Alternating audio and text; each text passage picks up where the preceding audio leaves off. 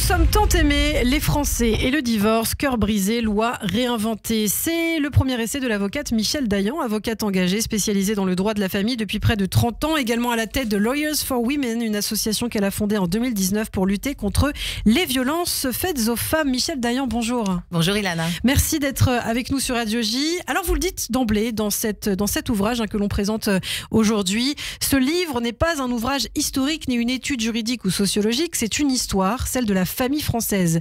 Je cite, vue à travers les séparations que j'ai accompagnées ces 30 dernières années. Et vous vous décrivez, Michèle, comme une divorceuse, une jaffette, en référence au juge des affaires familiales. Alors d'abord, pourquoi ce livre? Qu'est-ce qui vous a donné envie de vous lancer, de raconter toutes ces histoires? Alors j'ai réalisé après 30 ans d'exercice, les mains dans les tripes, le cœur et la souffrance des gens que j'accompagnais, des milliers d'hommes et de femmes que j'ai accompagnés durant leur divorce, leur séparation. J'ai réalisé après 30 ans, peut-être le temps de la réalisation, le temps d'une vie, le temps de d'une vie professionnelle et de toutes ces évolutions sociétales, que j'avais un poste d'observation exceptionnel. De mon poste d'observation, je pouvais voir ce qui fait le couple, ce qui le défait, comment il se construit, comment il se reconstruit, comment il se déconstruit. Et je me suis dit que j'avais une matière, moi, aujourd'hui, pour raconter la famille française au travers de ces séparations. Effectivement, des séparations qui ont plusieurs causes, et vous faites un petit peu aussi l'histoire du divorce en France. Vous êtes spécialiste donc en droit de la famille, vous le dites, et il y a encore beaucoup malheureusement de divorces à cause des violences conjugales. Et vous dites 1 fois sur 5, quand vous demandez à une femme si elle a été victime de violences, eh bien c'est 1 femme sur 5 qui vous dit oui. Exactement. Il y a celles qui arrivent tout de suite, d'emblée, en vous expliquant qu'elles ont été victimes ou qu'elles sont encore victimes de violences conjugales et que c'est la cause de leur séparation. Et puis, il y en a beaucoup qui disent pas. Et quand on pose pas de questions, pour certaines, on n'a pas de réponse. Donc, il faut poser des questions. Et moi, je pose la question de façon systématique aujourd'hui, pour les femmes comme pour les hommes d'ailleurs, sur l'existence de violences. Et dans 1 affaire sur 5, j'ai en effet une femme qui me dit être victime, avoir été victime, être encore victime de violences au sein de sa famille et de la part de son conjoint. Et qui n'a pas d'ailleurs forcément porté plainte. Et qui, en général, n'a pas porté plainte. Et parce que c'est difficile de porter plainte contre la personne avec laquelle on vit, parfois le père de ses enfants, et parfois quelqu'un dont on est encore très proche, auquel on est attaché. Et ce premier pas, avant de pousser la porte d'un commissariat, souvent, elle pousse la porte d'un cabinet d'avocats. Parmi les violences conjugales, il y a aussi le viol conjugal, qui n'est désormais plus un tabou. Vous avez notamment, vous citez un cas avec une cliente, Apolline, en 2004. Ça vous a marqué, je crois, parce que vous dites, ça vous a rappelé aussi des choses à vous personnellement. Exactement. Et ce livre, et je le dis dans chacun de mes chapitres, c'est une espèce de mosaïque de récits de vie, les récits de ces femmes, de ces hommes aussi, et en l'occurrence d'Apolline, qui a été victime d'un viol conjugal à une époque où il y avait encore, où quand on se mariait, il y avait une présomption de consentement quand même. C'est ça. Et où le devoir conjugal était encore quelque chose qui était présent. Et en effet, j'ai réalisé en écrivant ce livre et surtout en parlant avec des consoeurs, des amis, des personnes de ma famille, que une femme sur 10 au moins avait été victime de violences soit conjugales, de violences sexuelles. Et en effet, je raconte dans mon livre, dans l'introduction de ce chapitre, une chose, un viol en fait, qui m'est arrivé, que je ne nommais pas comme ça et que j'ai encore du mal à nommer ainsi, parce qu'on a du mal à nommer, et que quand on nomme pas, ça n'existe pas vraiment. Lorsque j'étais une jeune femme, tout à fait. Et donc vous dites, il y a cette notion aussi peut-être de destin croisé, de réparation aussi en écrivant. Exactement, je crois que j'emploie même dans ce chapitre, dans mon livre, la notion si belle et si présente du tikkun olam, de la réparation du monde. Je pense qu'on ne fait pas ce métier par hasard. On ne fait aucun métier par hasard, mais quand on est avocat ou juge, en tout cas avocat me concernant, et que on s'engage et que l'on œuvre quotidiennement aux côtés des victimes de violences ou des enfants victimes de violences, on répare forcément et le monde et quelque chose de soi-même. Et en effet, à un moment donné, c'est ce que je dis dans mon livre, c'est que ce télescope, l'histoire de ces hommes et de ces femmes, en l'occurrence d'Apolline, est ma propre histoire. C'est ça. Et vous vous reconnaissez aussi dans ces femmes. Exactement. Il y a toujours, dans chaque femme, il y a un petit bout de nous-mêmes. Je crois que, comme disait Paul Ricoeur, c'est l'autre, moi comme un autre. Et en fait, il y a une altérité qui se répond, qui converse, et c'est une conversation entre mon intime et celui de mes clientes et de mes clients. Oui. Et on va parler des femmes, justement. En tout cas, le droit de la famille a évolué, c'est vrai, depuis vos débuts en tant qu'avocate. Parmi les législations qui ont évolué, la protection, justement, des femmes, mais aussi des enfants. On va également parler des enfants. L'instauration de l'ordonnance de protection qui a été instaurée en 2010. Qu'est-ce que c'est exactement ? L'ordonnance de protection, c'est un outil fabuleux. Ça a été, en effet, mis en place en 2010, fortement réorganisé et renforcé en 2019 après le Grenelle sur les violences conjugales, et ça permet de saisir un juge aux affaires familiales, pas un juge pénal, ce qui est, et c'est important, pour des femmes qui ne veulent pas porter plainte contre leur conjoint ou le père de leurs enfants, ça permet de ne pas aller devant la police et de ne pas s'imaginer que le père de ses enfants pourrait aller en prison, et donc de saisir un juge aux affaires familiales, un juge civil, en alléguant de violences vraisemblables, donc c'est vraiment une justice d'urgence, et d'un danger actuel pour obtenir notamment l'expulsion en 6 jours du conjoint violent, c'est très important, ou de l'ex-conjoint aussi, oui, qui peut vous harceler, continuer à vous harceler, l'interdiction d'approcher et l'organisation de la vie des enfants, et également des mesures financières si besoin.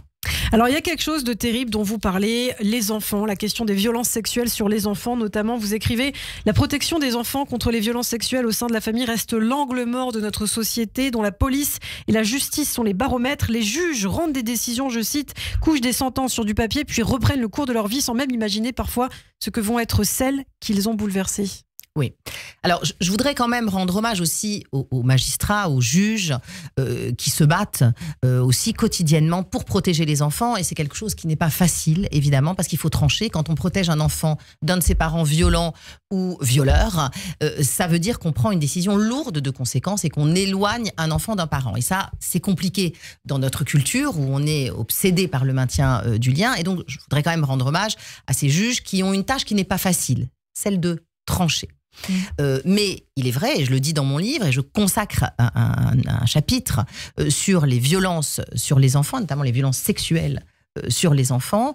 En France, en effet, la parole des femmes s'est libérée. Les femmes sont de plus en plus protégées, et je pense qu'il faut quand même le souligner et le saluer. Hein. C'est mieux qu'avant, c'est peut-être mieux que si c'était pire, mais c'est mieux qu'avant, et ça avance dans le bon sens. En revanche, les enfants, on ne les protège pas en France, et les magistrats, comme les politiques, comme aussi parfois certains avocats qui ne veulent pas voir ce qu'ils voient, finalement mettent de côté la protection de l'enfance et le sacrifient, la protection de l'enfance, sur l'autel du maintien du lien absolument avec les deux parents, alors que parfois il faut juste couper un lien parce que ce dont a besoin un enfant, c'est de sécurité. Oui, vous parlez d'aliénation parentale notamment. Alors l'aliénation parentale, c'est un concept qui a été inventé, parce que c'est totalement fantaisiste, par un psychiatre américain qui s'appelait Garner, pour dire que c'était un moyen d'éloigner un enfant, notamment de son père, et que c'était une manipulation, une aliénation parentale de la part de la mère et donc de la part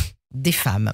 Et puis ça a été repris en France par un expert qui est toujours nommé par les juges aux affaires familiales, enfin par certains, et par des cours d'appel en France, à Paris, à Versailles, partout, qui vous dit que lorsqu'un enfant veut pas voir son père parce que il indique qu'il a été violent ou qu'il a été violé, qu'il y a eu des abus, on nous brandit ce syndrome d'aliénation parentale, qui est en fait, qui est une théorie pseudo-scientifique et qui a été, c'est important de le rappeler, mis au point par ce psychiatre qui, sauf erreur, s'est donné la mort à la fin de sa vie en disant qu'il avait en fait des tendances pédophiles.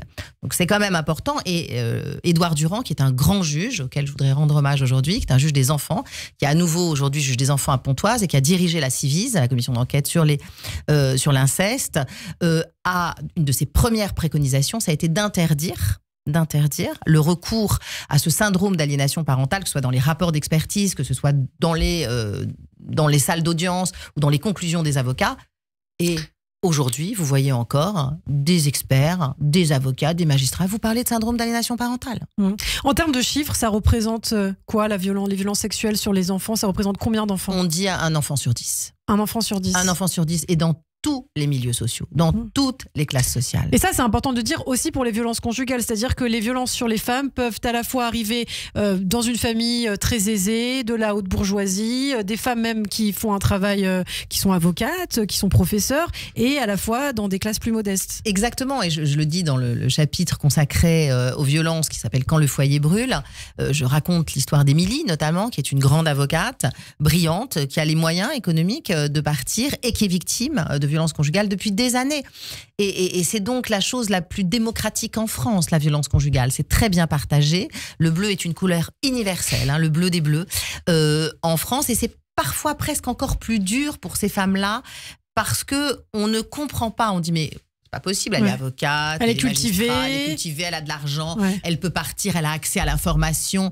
Non, parce qu'en plus, il y a cette honte. Pourquoi moi, qui suis si puissante en dehors du foyer, je suis si vulnérable à l'intérieur de ma famille et de mon foyer. Donc c'est encore plus difficile peut-être même pour elle, ce tabou. Et puis on en parlait en off aussi, puisqu'on est sur Radio J, c'est important de le dire, au sein de la communauté, il peut y avoir des violences aussi dans des foyers orthodoxes, des foyers juifs orthodoxes, et souvent le silence malheureusement prime. Exactement, parce que comme dans toutes les communautés extrêmement fermées, et les communautés orthodoxes, religieuses, juives ou autres sont des communautés fermées, il faut le dire, faut pas se mentir, la loi du silence, c'est la loi. C'est pas celle de la République, c'est la loi du silence. Et donc, dans ces milieux-là, où il y a beaucoup de violences sexuelles aussi et beaucoup de violences conjugales, c'est encore plus difficile de libérer la parole parce que ça veut dire libérer la parole et dénoncer, ça veut dire aussi être au banc non seulement de sa famille, mais de sa communauté. Oui, il y a l'honneur de la famille, l'honneur de la communauté. Et l'honneur de la communauté. Alors, on apprend beaucoup de choses, Michel Dayan, dans cet essai, notamment sur l'histoire du divorce en France. À travers les siècles, les lois ont évolué. Vous consacrez d'ailleurs votre premier chapitre au divorce et à l'infidélité. Jusqu'en 2005, la faute, comme on surnomme l'infidélité, a occupé une place centrale dans les divorces et n'a pas disparu, contrairement à ce que l'on peut entendre. Oui, on entend souvent que le divorce pour faute n'existe plus. Moi, j'ai beaucoup de clients qui arrivent dans mon cabinet qui disent « Bon, alors, il n'y a plus de divorce pour faute ». Pas du tout. La faute a moins d'intérêt. C'est-à-dire qu'avant 2005, lorsque l'un ou l'une commettait une faute, en tout cas avait le divorce prononcé à ses torts exclusifs, ça lui enlevait tout droit à prestation compensatoire, c'est-à-dire une compensation financière quand il y a une disparité de revenus. Donc pour les femmes, et c'est ce que je raconte dans le premier chapitre de mon livre, je parle du coût, combien coûte un amant, le coût de l'infidélité. Pour une femme qui était dépendante économiquement, qui trompait son mari et dont le divorce était prononcé à ses torts, elle repartait sans rien. C'était d'une injustice folle. C'est ça. Et aujourd'hui, vous dites le divorce n'est pas obligatoirement prononcé au tort exclusif de l'infidèle et surtout même en cas d'adultère, l'infidèle, et notamment quand c'est une femme, aura droit à des compensations financières. L'intérêt financier, en fait, qui a été supprimé dans le divorce pour faute. Exactement, exactement. Ce qui me semble plus juste, sauf bien évidemment lorsqu'il y a des violences, c'est peut-être le seul cas qui pourrait moralement poser problème si finalement celui qui était violent ou celle qui était violente se voyait attribuer une prestation compensatoire. Mais à part ce cas-là, en effet, on a compris aujourd'hui que finalement on est toujours responsable de 100% de la moitié du problème dans une séparation. C'est ce que vous dites effectivement.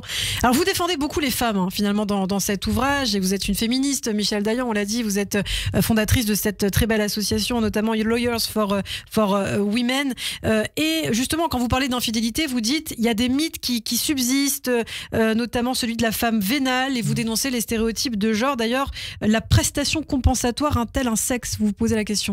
Oui, je me pose la question, c'est-à-dire que bien évidemment, la prestation compensatoire durant des centaines, enfin les 100 dernières années a été allouée à des femmes parce que économiquement, pragmatiquement, ce sont les femmes qui ont moins de revenus que les hommes ou qui ont consacré leur vie conjugale au foyer, tandis que les hommes consacraient leur vie finalement à leur carrière professionnelle. Donc la prestation compensatoire, elle était allouée aux femmes de façon quasi systématique, si ce n'est pas exclusivement aux femmes. Et puis les temps changent, doucement mais changent, et en effet il y a aujourd'hui des femmes qui ont plus de revenus que des hommes et qui ont consacré une grande partie de leur vie à leur carrière, ce qui ne veut pas forcément dire que les hommes ont consacré leur vie au foyer. C'est d'ailleurs la problématique, c'est que souvent ces femmes-là, elles ont fait finalement et leur carrière et elles ont géré la charge C'est ça. mentale. Et c'est ce que vous dites notamment, enfin en tout cas c'est ce que vous espérez dire à un client, je crois. Vous dites, mais est-ce que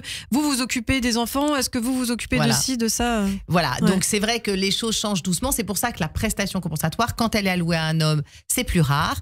Et de façon injuste, quand elle devrait l'être de façon significative, il y a un biais inconscient aussi des juges qui donnent aux hommes des prestations compensatoires beaucoup plus faibles que dans une situation similaire pour une femme. Et j'avais d'ailleurs, pas plus tard qu'hier dans mon cabinet, un client qui a le droit de façon manifeste à une prestation compensatoire et qui a élevé ses enfants comme une femme, entre guillemets, l'aurait fait les 50 dernières années, alors que sa femme faisait carrière. Et quand je lui ai dit qu'il fallait, ou qu'il pouvait en tout cas demander une prestation compensatoire, il est tombé des nues et il avait presque honte, parce qu'on ne demande pas d'argent à une femme. Ça aussi, les hommes sont aussi les victimes collatérales de du ces patriarcat. De ces stéréotypes. Effectivement. Alors il y a un chapitre très rapidement aussi sur l'homosexualité en cas de divorce. Vous dites c'est la fin d'un tabou. Oui, c'est la fin d'un tabou. Alors d'abord, le mariage pour tous, j'appelle ce chapitre le divorce pour tous, hein, en miroir au mariage pour tous, parce que quand on se marie, on divorce, en tout cas quand on arrive dans mon cabinet. Et donc aujourd'hui, en effet, d'abord, on se marie avec quelqu'un du même sexe, et donc on peut divorcer de cette personne dont on s'est marié, et ça devient quelque chose de banalisé, et fort heureusement. C'est-à-dire on se marie et on divorce, quel que soit le sexe avec lequel on se marie ou on divorce. Alors une question peut-être plus personnelle, plus philosophique. Est-ce qu'aujourd'hui vous trouvez, comme peuvent le dire nos grands-mères, nos arrière-grands-mères, que les jeunes divorcent trop facilement? Est-ce qu'il y a eu une évolution peut-être dans le divorce? Et d'ailleurs, est-ce que vous avez déjà, vous, Michel, refusé de divorcer un couple? Alors, j'ai jamais refusé de divorcer un couple, mais j'ai parfois refusé des clients.